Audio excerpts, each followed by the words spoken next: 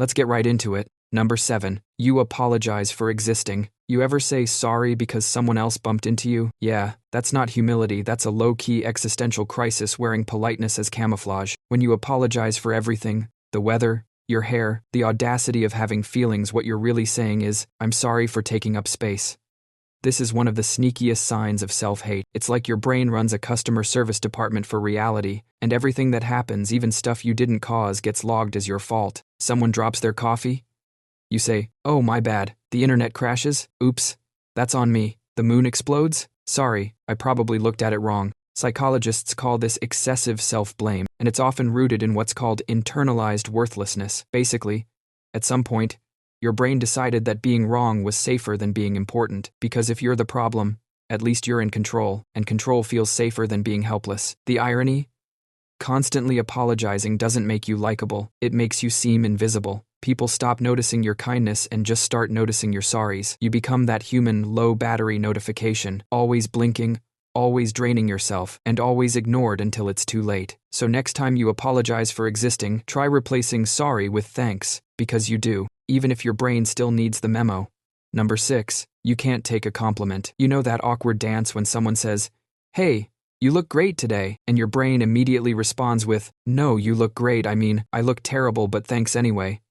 Yeah, that's not humility either. That's your self-esteem spontaneously combusting under pressure. When you can't accept a compliment, your mind isn't rejecting the words, it's rejecting the idea that you could ever deserve them. It's like your inner critic is standing behind you whispering, they're just being polite. You don't actually look good. You're a walking disappointment with hair. Psychologically, this comes from negative self-schema, those mental blueprints your brain builds when it's decided you're not enough. Compliments don't fit into the blueprint, so your mind just tosses them out like spam mail. It's also a defense mechanism. If you don't believe nice things about yourself, you can't be hurt when people stop saying them. It's emotional pre-rejection turning down love before it turns you down first. Here's the fun part. When you dodge compliments, you actually train your brain to distrust positivity. Over time, it starts believing that kindness is suspicious. Like, oh, someone said something nice? Must be a trap.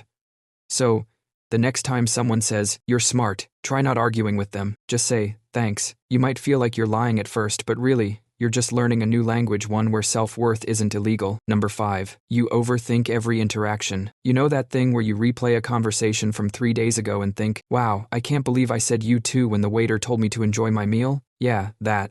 The post-game analysis of social interactions where you treat every minor slip-up like it's a televised scandal. Overthinking is the anxiety version of Netflix endless episodes.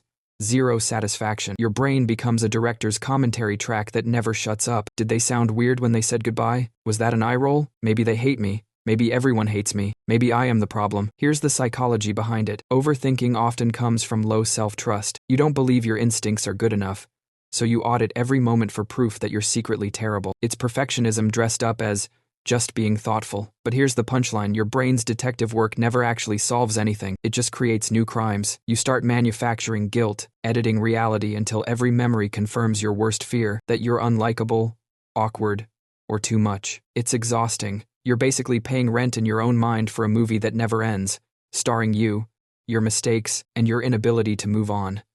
So next time your brain starts the rerun marathon, remind it that nobody else remembers your cringe moment. Everyone's too busy starring in their own mental soap operas. Seriously, you're not the villain in their story, you're probably not even a side character. Number 4. You self-deprecate like it's a sport. You ever roast yourself so hard that people start to wonder if you're okay? Like, someone compliments your work, and you respond with, haha, thanks, I only cried twice while making it? That's not just humor, that's psychological dodgeball. You throw the insult before anyone else can. Self-deprecation feels safe. It's comedy with armor. You get to be funny, humble, and emotionally bulletproof all at once. But here's the catch. Your brain doesn't understand sarcasm. When you call yourself dumb, ugly, or useless, it's not laughing. It's taking notes. According to cognitive psychology, repeated self-insults reinforce negative self-concept. It's like carving graffiti into your own brain. I suck. And the more you repeat it, the more your neurons start decorating around it, going, oh, this is the vibe now. Worse, it trains other people too. If you constantly joke about being trash, they'll eventually believe you, or at least stop contradicting you. You become your own PR manager for self-loathing. Try this. Next time you're tempted to say, I'm such an idiot, stop and say, that was an oops moment. One is a personality attack, the other is just a moment. your brain deserves the difference. Because if you spend enough time turning self-hate into a punchline, eventually the joke stops being funny and starts becoming your entire personality. Number 3. You sabotage good things. You ever notice how sometimes, right when things start going well, you ruin them? You finally get a job you wanted, and suddenly you're late on the first week. You meet someone amazing, and you immediately assume they'll leave, so you start acting weird first just to beat them to it. That's not bad luck, that's self-sabotage, the Olympic sport of people who secretly hate themselves. It's like your brain gets allergic to happiness. Every time something good happens, it goes, whoa, this feels unfamiliar, to better set it on fire before it disappoints us later. Psychologists call this cognitive dissonance. If your self-image says, I don't deserve good things, then actually receiving good things feels wrong. So, your mind tries to fix the error by wrecking what's working, whether that's a relationship, a goal, or your own self-esteem. And here's the cruel twist. You might tell yourself it's about control. I just don't want to get hurt. But really, it's about validation. You're proving yourself right. You predicted failure. And when you cause it, you get that sick little hit of, see, I knew it. It's like emotionally lighting your house on fire because you didn't believe you deserved to live in it anyway. And the worst part? You'll stand in the ashes saying, I knew this would happen. As if that makes it any less tragic. So if you catch yourself pushing away the good stuff, pause. Ask if you're actually protecting yourself or just punishing yourself for being happy. Because yeah, happiness can be terrifying, but hating yourself forever is way scarier.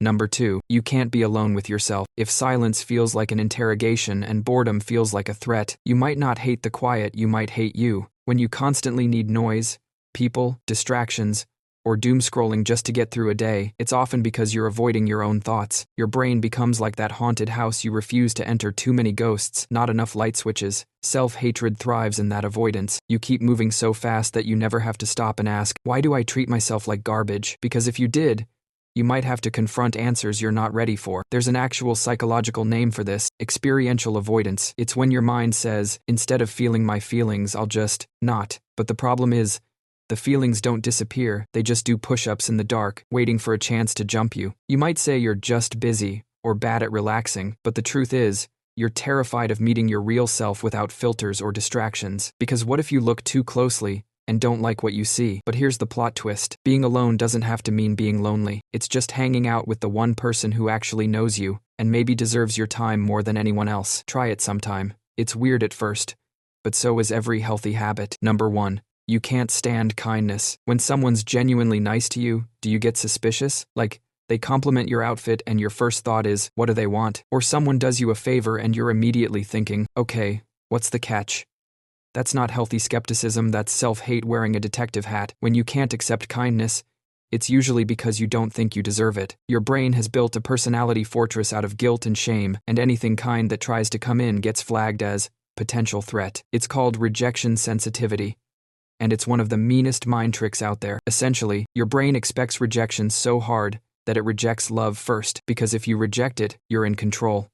If they reject you, you're shattered. It's a psychological, preemptive strike, emotional self-defense by self-destruction. And the weirdest part? You might even hide your pain behind sarcasm or indifference. Someone says, you're a good person, and you reply, haha, sure, tell that to my therapist. But deep down, the idea of being seen as good feels impossible, like you're faking it. And one day, everyone will find out. If that sounds familiar, your brain might still be living in emotional poverty mode where love feels like charity and self-worth feels like a scam. But here's the truth. Kindness isn't proof you're tricking anyone. It's proof that not everyone sees you through the cracked mirror you use on yourself. So next time someone's kind, don't flinch.